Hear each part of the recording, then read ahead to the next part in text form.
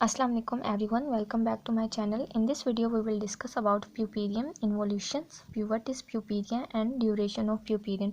इन तमाम चीज़ों को आज के इस वीडियो में हम डिस्कस करने वाले हैं. Let's start this video. What is puerperium? Puerperium is the period following the childbirth during which the body tissue, especially the pelvic organ, revert back approximately to the pre-pregnant state both anatomically and physiologically. सबसे पहले student हम इस statement को समझते हैं. पुerperium जो है वो बच्चे की पैदाइश के बाद का जो पीरियड होता है तब स्टार्ट होता है. ठीक है, जैसे ही बच्चे की पैदाइश हो गई है, प्लेसेंटा की डिलीवरी हो गई है, देन पुerperium का पीरियड स्टार्ट हो जाता है.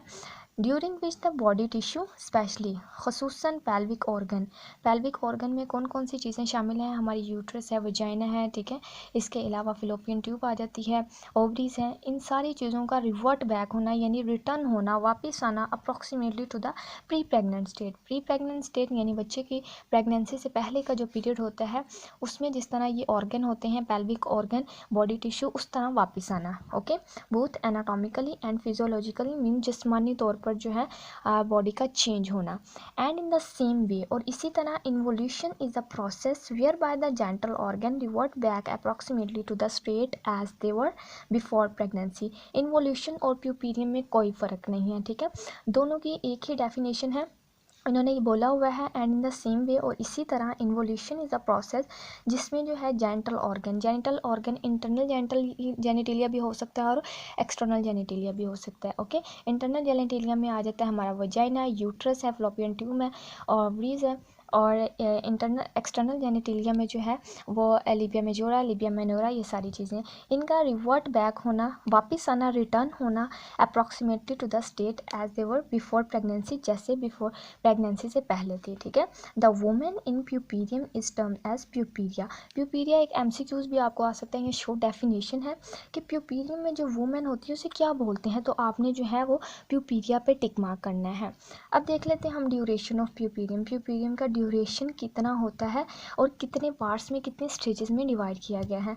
पुerperium being as soon as the placenta is expelled. Okay, जैसे ही प्लेसेंटा एक्सपेल होता है, डिलीवर होता है, पुerperium का पीरियड फ़ौरन से स्टार्ट हो जाता है and last for approximately 6 week when the uterus becomes regress almost to the non pregnant size. Okay, और ये जो है 6 वीक तक एंड होता है, यानी 40 दिन का ये ड्यूरेशन होता है. 6 हफ्ते तक जो है इसका ड्यूरेशन है, जब जो है uterus becomes regress almost to the non pregnant size में आती है. The period is divided into 3 stages. First stage है इमीडिएट, सेकंड स्टेज है अर्ली एंड थर्ड स्टेज जो है वो रिमोट है. इमीडिएट का मतलब है पुerperium का वो पीरियड फ़ौरन से स्टार्ट हो जाता है. वो किस में होगा? 24 आवर में होगा. यानी पुerperium की जो इमीडिएट स्टेज है वो 24 आवर है. अब आ जाती है अर्ली स्टेज जो है वो 24 घंटों के बाद में, यानी 7 डेज़ तक जा सकती है. इमीडिएट के बाद जो अर्ली स्टेज यानी उससे जो पहले वाली स्टेज है वो 7 डेज़ तक आएगी.